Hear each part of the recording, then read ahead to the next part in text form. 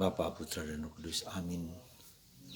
Allah yang penuh kasih, kami bersyukur kepadamu atas rahmat dan kasih-Mu, bahwa kami Kau ajak untuk selalu memutuskan untuk mencari cinta di atas segala sesuatu. Cinta Allah, cinta kasih yang love is everything. Cinta Allah segala-galanya. Bantu kami ya Bapa untuk menemukan cinta yang sejati yang berasal dari Allah. Terpujilah nama-Mu dan sepanjang segala masa.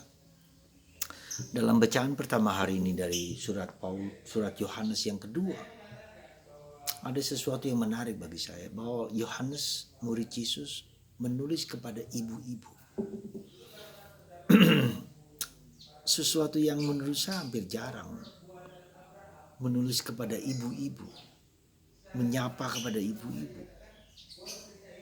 Dan ini merupakan sesuatu yang bagi saya, bagi kita semua adalah sesuatu yang sangat menyentuh. Ibu-ibu disapa oleh Yohanes untuk hidup dalam cinta.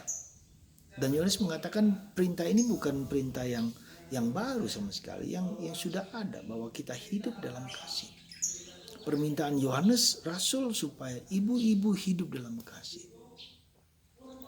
Dan jujur mau dikatakan bahwa ibu-ibu pasti dalam tanda petik lebih mudah mengenal cinta daripada para pria. Cinta yang sejati loh ya, bukan karena cinta sekedar cinta eros atau cinta yang yang penuh dengan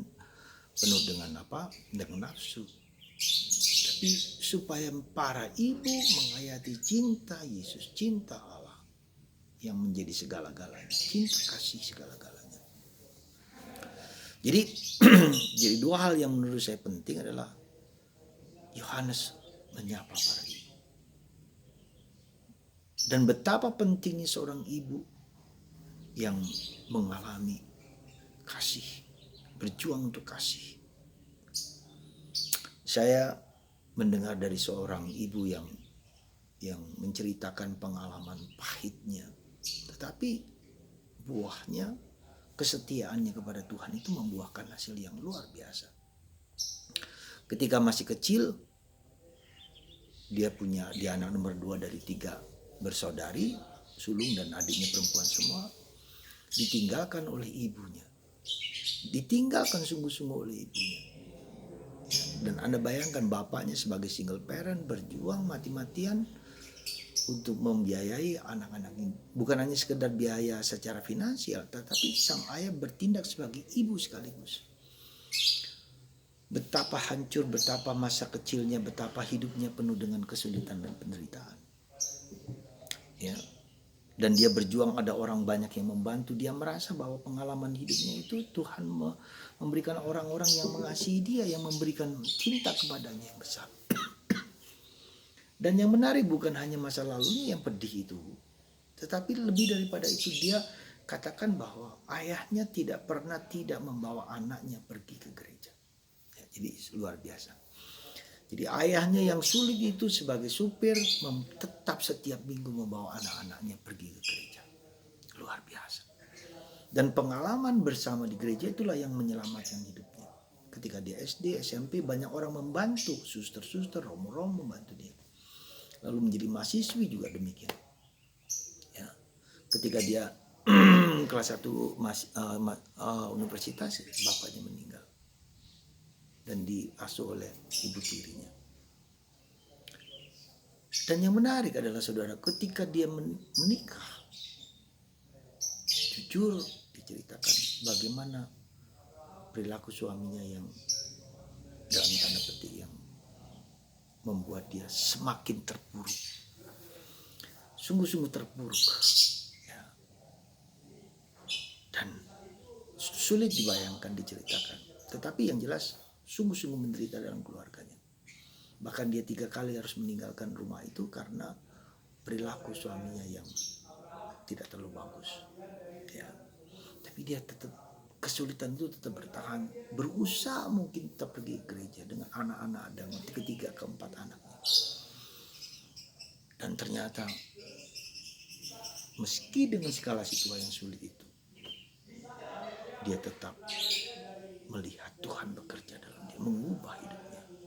Bagaimana dia mendidik anak-anaknya, sekarang itu mendidik anak-anaknya dengan cinta, penuh kasih. Dia tidak ingin anak-anaknya seperti dia alami.